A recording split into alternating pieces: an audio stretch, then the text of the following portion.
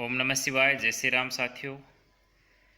साथियों, अगर ज़िंदगी को खुशी से जीना है, सुख के साथ जीना है, तो आपको या तो खुद के अनुसार ज़िंदगी जीना होगा, यानी कि खुद की जैसी प्रकृति है, जैसा खुद का स्वास्थ्य है, खुद की जैसी कुल परंपरा है, खुद की जैसी अभिरुचि है, उसके अनुसार जीना होगा, या खुदा के अनुसार जीना होगा, यानी कि खुदा ने ज़िंदगी जीने के जो नियम बनाए हैं, धर्म के अनुकूल नियम और संयम के साथ ज़िंदगी जीना होगा। तो आप सुख से जी पाएंगे। लेकिन अगर आप संसार के अनुसार ज़िंदगी जिएंगे, किसी की देखा देखी आप ज़िंदगी जिएंगे, तो आपको ज़िंदगी जीने का मौका नहीं मिलेगा। ज़िंदगी फिर आपकी कटेगी। जैसे कोई व्यक्ति है, वो अपने कुल परंपरा के अनुसार अपने जो भौगोलिक स्थिति है या जो आर्थिक स्थिति है और अपनी जो स्वास्थ्य की जो प्रकृति है, उसके विपरीत जैसे खान पान करता है, आचरण करता है, तो उसके गंभीर परिणाम होते हैं। जैसे आप अपने धर्म के अनुकूल कपड़े नहीं पहनते, क्योंकि धर्म कोई संस्कृति ऐसे थोड़ी बनाई गई है। धर्म और संस्कृति जो नियम है, वो गहन रिसर्च के बाद हमारे ऋषियों ने काफ़ी रिसर्च के बाद तैयार किए हैं। यानी कि जो खान पान है, पहनावा है, वो संस्कृति के अनुकूल होना चाहिए। अगर आप इसके विपरीत आचरण करते हैं तो आपको रोग बढ़ते हैं, गंभीर समस्याएं बनती हैं। देखो, भोग अगर अधिक हो जाए तो क्या होगा? विकार उत्पन्न करेगा। और अगर भोग कम रहेगा तो वासना उत्पन्न करेगा। तो संतुलन जीवन में बहुत आवश्यक है। अब सभी चीज़ों का आप त्याग नहीं कर सकते, सर्वथा त्याग भी वर्जित है, और सभी को आप ग्रहण नहीं कर सकते, सभी का भोग भी वर्जित है। इसलिए या तो आप संतुलन बना के रखिए, या जो परमात्मा ने आपको, खुद बुद्धि नहीं है, विवेक नहीं है, ज्ञान नहीं है, तो परमात्मा ने जो बनाया है विधि विधान, जो संत महात्माओं ने जो जीवन जीने की पद्धति बताई है अपने गहन रिसर्च के बाद, तो उसके अनुसार जीवन जिए, तो आपको ज़िंदगी है वो खुशी से जीने का मौका मिलेगा। और मौत के बाद भी आपको जो नया जो जीवन मिलेगा, पुनर्जन्म मिलेगा, या स्वर्ग में, महास्वर्ग में, या मोक्ष जो मिलेगा, मतलब आपकी सद्गति होगी। लेकिन अगर आप विरुद्ध आचरण करेंगे, जैसे आप विरुद्ध आहार करेंगे, तो आपका क्या हो जाएगा? शरीर खराब हो जाएगा। संस्कृति के खिलाफ कपड़े पहनेंगे तो क्या होगा? आपके समाज में प्रतिष्ठा गिर जाएगी। समाज के खिलाफ आचरण करेंगे, समाज के जो नीति नियम है उनके खिलाफ जाएंगे, तो समाज के लोग आपका बहिष्कार करेंगे, समाज में आपका मान सम्मान नहीं रहेगा। जैसे ट्रैफिक नियमों का उल्लंघन करेंगे तो आपका चालान हो जाएगा। जो सरकार के कानून बनाए गए हैं, नीति नियम बनाए गए, उनके खिलाफ जाएंगे तो सरकार आपको जेल में डाल देगी। तो हर जगह अपने नियम हैं। परिवार के नियमों का आप उल्लंघन करेंगे तो परिवार आपको परिवार से बेदखल कर देगा, परिवार से बाहर कर देगा। तो जहाँ जो नियम बनाए गए हैं उनका पालन कीजिए, तभी आप जिंदगी जी पाएंगे। अब आप संसार तय करेगा आपका, भाई आपका रहन सहन कैसा हो, आपका खान पान कैसा हो, आपका पहनावा कैसा हो। अगर ये संसार की देखा देखी आप करने लग गए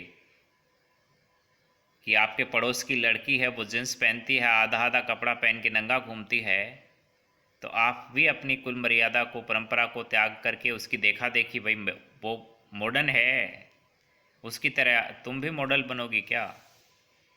पड़ोस की कोई लड़की नाच गाने का काम करती है, स्टेज शो करती है, तो क्या आप भी करोगी? ऐसे ही जैसे कोई पड़ोस का लड़का है, जुआरी है, सट्टारी है, नशेड़ी है, तो आप भी करोगे क्या?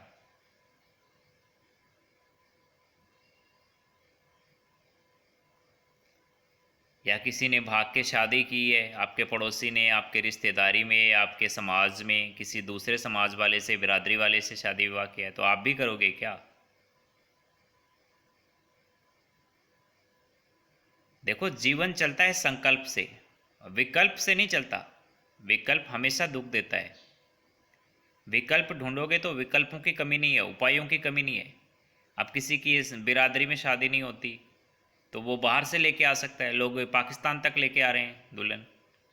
कोई बिहार जा रहा है, कोई अदर स्टेट में जा रहा है, कोई अदर कास्ट में भी जा रहा है, कोई अदर दूसरे धर्म से भी लेके आ रहा है, कोई दूसरे देश से भी लेके आ रहा है। लेकिन वो विकल्प है। कुछ लोग तो ऐसे भी हो गए, रोबोट्स भी खरीद रहे हैं आजकल, रोबोट से भी शादियां कर रहे हैं। तो जितने विकल्प ढूंढोगे उतने उपलब्ध हैं। लेकिन विकल्प हमेशा याद रखना दुख का कारण बनेगा। विकल्प आपको सुख नहीं दे सकता। इतिहास उठा करके देख लेना, आज तक जिसने विकल्प का चयन किया, विकल्प जो है वो देश काल और परिस्थिति के अनुसार है। यानी कि कुछ समय के लिए अगर आपको विकल्प आजमाना पड़े तो ठीक है, लेकिन जिंदगी जो सुखमय होगी वो संकल्प से होगी, संकल्पित जीवन से। जीने का मौका उन्हीं को मिलता है जो होते हैं संकल्पित पुरुष, अपने संकल्प पे अडिग होते हैं। आज आपने खुद से कमेंट किया कि मुझे सोशल मीडिया नहीं चलाना, और आज आप चला रहे हैं, तो खुद का ही कमेंट आप नहीं कर पा रहे हैं, उसको पूरा नहीं कर पा रहे हैं। जो खुद से वादा किया वही पूरा नहीं कर पा रहे हैं, तो और को दिया वचन वादा क्या निभाएंगे आप?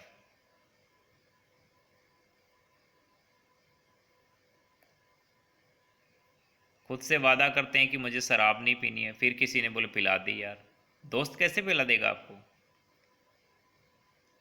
पीना ही नहीं चाहते हैं, कोई ज़बरदस्ती डाल देगा तो एक बार डाल देगा, रोज़ रोज़ थोड़ा आपको ज़बरदस्ती डालेगा।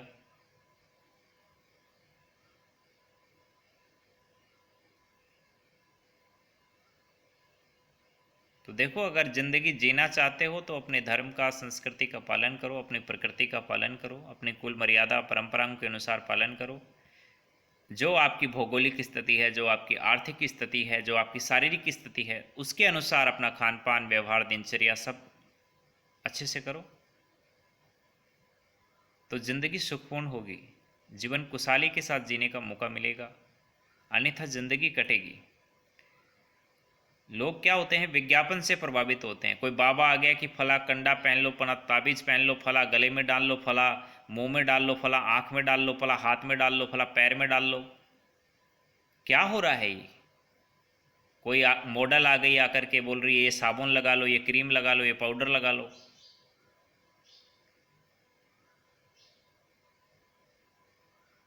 ये लोग विज्ञापन इसलिए करते हैं कि इनको पैसा मिलता है। तुम अपनी कुल परंपरा को, अपनी प्रकृति को क्यों छोड़ रहे हो? मेरे शरीर को सूट नहीं करता चीनी, मैं नहीं खाता। अब कोई कितना ही बड़ा प्रचारक आ जाए, क्या फर्क पड़ता है?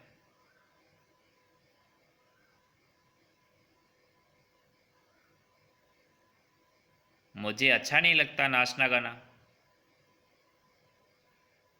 किसी और के लिए, पैसे के लिए, इसलिए नहीं करता मैं। अपनी खुशी के लिए नाचना गाना अलग बात है, किसी और के लिए नाचना। अब नंगा होता है तो अपनी मर्जी से होता है ना आदमी, तो अच्छा लगता है। लेकिन अगर किसी और की मर्जी से होता है, किसी लोभ लालच में या स्वार्थ में होता है, तो अच्छा नहीं लगता। अब वेश्या होती है, उसको संबंध बनाने में अच्छा लगता है क्या? नहीं लगता। लेकिन उसको पैसा चाहिए, और उसको पैसा तभी मिलेगा जब वो किसी से संबंध बनाएगी, क्योंकि वो वही जानती है, उसने खुद ने यही चुन लिया। तो खुद कुछ मत चुनो, जो खुदा ने आपको जीवन दिया है, मनुष्य जीवन इतना अनमोल जीवन है। मनुष्य योनि सबसे श्रेष्ठ योनि बताई गई है। मन मुताबिक कर्म करने का, अपने भाग्य को स्वयं लिखने का मौका अगर किसी को मिलता है तो वो मनुष्य योनि में मिलता है। और तुच्छ कर्म को मत चुनो। अगर भगवान ने प्रारब्ध हो गया, कोई पूर्व जन्मों के कर्म की वजह से आपका प्रारब्ध बिगड़ गया, आपको कहीं मिल गया गलत जगह जन्म, तो भी अपने कर्मों को अच्छे करो। वो खुदा स्वयं आकर के, ऊपर वाला नीचे आ जाएगा आपका भाग्य लिखने के लिए, आपका साथ देने के लिए।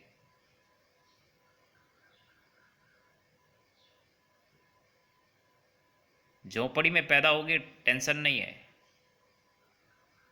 अगर तुम्हारे कर्म अच्छे रहेंगे, अपने संकल्प पे अडिग रहोगे, धर्म के अनुसार जीवन जियोगे, किसी से कोई द्वेष भावना नहीं, काम क्रोध मद लोभ का त्याग करोगे, केवल अपने लिए जीना, अपने खुद के नियम बनाओ, संकल्प पे जीवन जियो, धर्म के अनुसार आचरण करो, फिर देखना वो परमात्मा स्वयं नीचे आ जाएगा तुम्हारी सहायता करने के लिए, और तुमको जो चाहोगे मिल जाएगा। झोंपड़ी से महल तक पहुंच जाओगे, और बड़े साम्राज्य से का निर्माण कर लेना चाहिए, उससे जो मांगो मिल जाएगा। लेकिन कर्म बिगड़ गए तो कुछ नहीं मिलेगा। कुछ लोग तो मंदिर में जाते हैं, वो मंदिर में भी चोरी करने के लिए, किसी और ने दान चढ़ाया वहाँ और वो भी उठा के ले आते हैं। कुछ लोग तो मंदिर में भगवान की मूर्ति तक उठा लेते हैं। ये मंदिर जाके भी साले चोरी कर रहा है।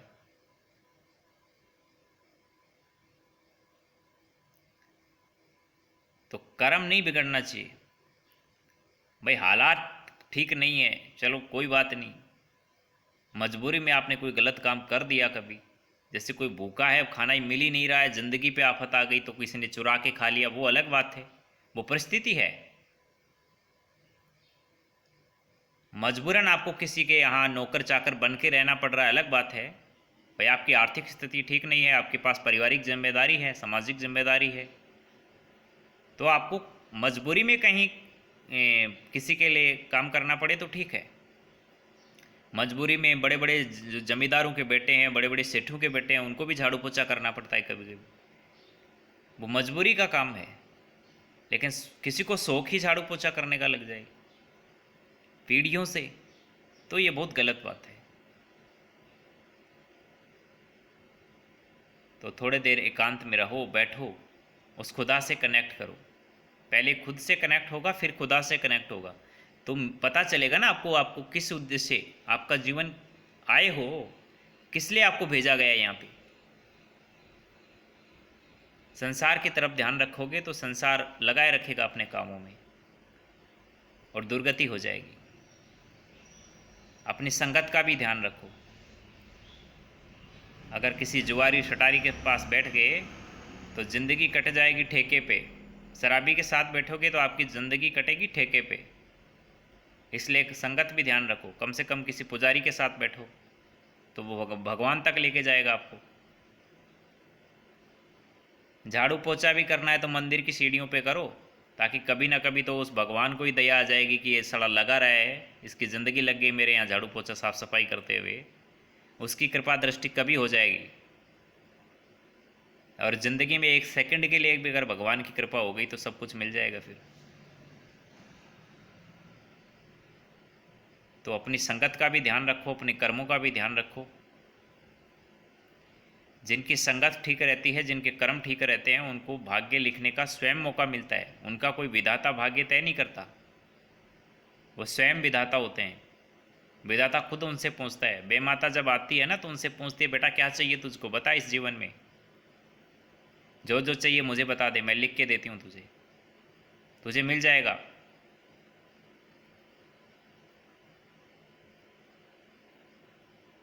और मौत के बाद भी अपने माता पिता, परिवार, देश, काल, परिस्थिति सब चुनने का मौका मिलता है, लेकिन अच्छे कर्मों से मिलता है। जिसके कर्म बिगड़ जाते हैं, चाहे वो कितने बड़ा भक्त हो, चाहे तपस्वी हो, चाहे साधक रहा हो ज़िंदगी भर, अगर कर्म बिगड़ गए तो फिर ज़िंदगी बिगड़ेगी ही बिगड़ेगी, क्योंकि कर्म का भोग तो आपको करना पड़ेगा। इसलिए कर्मों का अच्छे कर्म करो और कर्मों का संतुलन बनाए रखो, बैलेंस बनाए रखो, वरना गड्ढे में चले जाओगे हमेशा के लिए। आत्मा तड़पेगी, शरीर की तो फिर भी लिमिट है। आत्मा की बंदी से हो गई तो आत्मा जन्मों जन्मों तक, पता नहीं कितने युगों तक भटकती रहेगी। अरे शरीर में तकलीफ मिलेगा तो उसका लिमिट है, लेकिन आत्मा को अगर तकलीफ में हो गया, आत्मा को बंधन में डाल दिया, रूह अगर कांप गई तो फिर लफड़ा हो जाएगा। कुछ लोग तो इतने बुरे कर्म करते हैं कि शरीर सड़ गया, सड़ रहा है, लेकिन फिर भी मन की वासना खत्म नहीं हुई, मन की गंदगी खत्म नहीं हुई, किसी के प्रति द्वेष खत्म नहीं हुआ। इसलिए दृष्टि को अच्छी रखो, मन को अच्छा रखो, मीठा बोलो, अच्छा सुनने की कोशिश करो। कोई गलत बोल रहा है, कोई आपको गाली दे रहा है, तो कोशिश करो कि आप उसको नज़रअंदाज कर सको।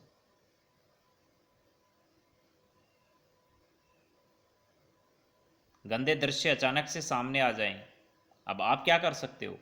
जैसे आजकल सोशल मीडिया का ज़माना है, आप मोबाइल चलाते हो, आप यूट्यूब चला रहे हो और अचानक से एडवर्टाइजमेंट आ गया पोर्न वीडियोस का, आ सकता है।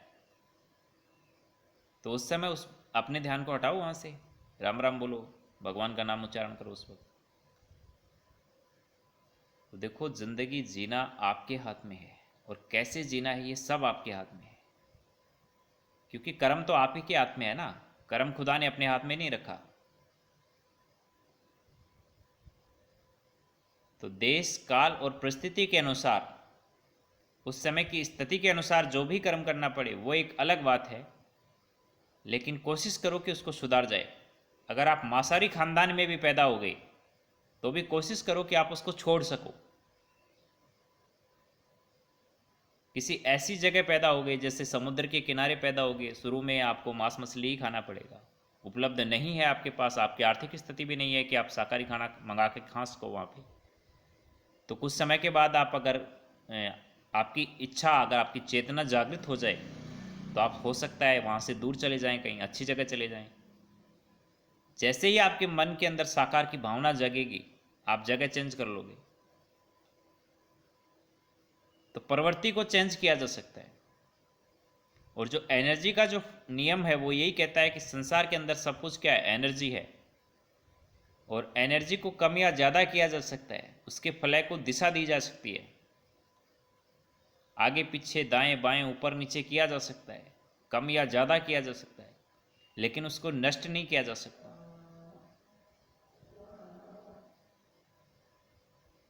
एनर्जी को नष्ट करने की एक प्रक्रिया होती है। एनर्जी नष्ट कहाँ होगी? जहाँ है वहीं पे जाएगी। अब आत्मा का अंत कब होगा? जब आत्मा को मोक्ष मिलेगा, यानी कि उसका परमात्मा से एकाकार होगा, तभी उसको संतुष्टि मिलेगी। जब तक वो भटक रही है संसार में, चाहे युगों तक भटकती रहे, उसको संतुष्टि नहीं मिल सकती। उसको जन्म मिलेगा, मृत्यु मिलेगी, पुनर्जन्म मिलेगा, लेकिन संतुष्टि नहीं मिलेगी। अगर संतुष्टि मिल जाए इंसान को तो एक से ही मिलेगी। एक से अनेक की तरफ जब बढ़ेगा तो वहाँ संतुष्टि नहीं है, वो विकल्प है।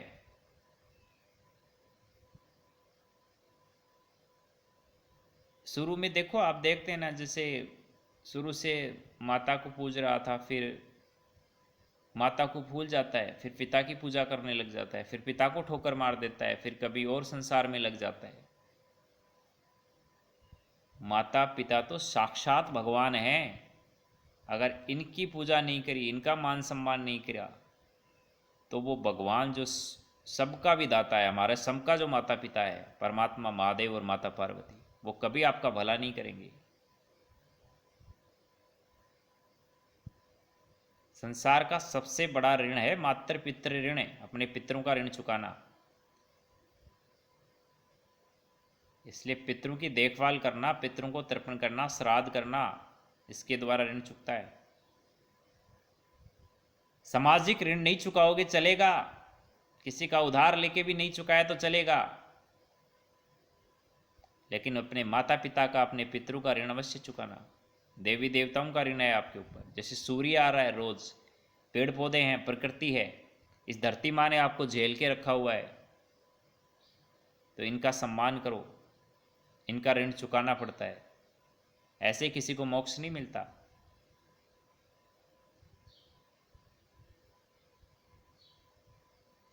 तो जिंदगी जीना या तो खुद के अनुसार या खुदा के अनुसार। कभी भी संसार के लफड़े में मत पड़ना, क्योंकि यह संसार किसी का न हुआ। जो भी संसार के अनुसार इस संसार के लफड़े में पड़ा, वो ऐसा उलझ गया कि फिर कभी सुलझा नहीं। संसार एक भवसागर है, इसमें पड़ने के बाद लगातार गोते पे गोते खाते रहना, धक्के पे धक्के लगते रहेंगे, लेकिन कभी भी जिंदगी जीने का मौका नहीं मिलेगा। पत्नी को खुश करोगे, माँ नाराज़ हो जाएगी, माँ को खुश करोगे, पत्नी नाराज़ हो जाएगी, दोनों को खुश करोगे, बच्चे नाराज़ हो जाएंगे, बच्चों को खुश करोगे, बहुएं नाराज़ हो जाएंगी, और बहुओं को खुश करोगे, पोते पोतियाँ नाराज़ हो जाएंगे। परिवार को खुश रखोगे, रिश्तेदार नाराज़ हो जाएंगे, रिश्तेदारों को खुश करोगे, समाज वाले नाराज़ हो जाएंगे, समाज वालों को खुश करोगे, धर्म वाले, जाति वाले, बिरादरी वाले आपसे नफरत करने लगेंगे। तो यहाँ अगर दूसरों को खुश करने के लिए निकलता है जो आदमी, वो कभी खुद खुश नहीं रहता। सबसे पहले अपने लिए चुनो, खुद की खुशी, खुद का सुख। सबसे पहले खुद से प्रेम करो, फिर खुदा से करो, उसके बाद संसार से करो। संसार को हमेशा तीसरे नंबर पे रखो और संसार की वस्तुओं को भी हमेशा तीसरे नंबर पे रखो। फर्स्ट प्रायोरिटी संसार को नहीं देना। सबसे पहले आपकी प्राथमिकता होनी चाहिए खुद को सुधारना, उसके बाद संसार सुधरेगा। संसार तो आपको देख देख के सुधर जाएगा, और ना सुधरे तो क्या फर्क पड़ जाएगा आपको, भाड़ में जाए संसार। आपको अपनी जिंदगी जीनी है ना।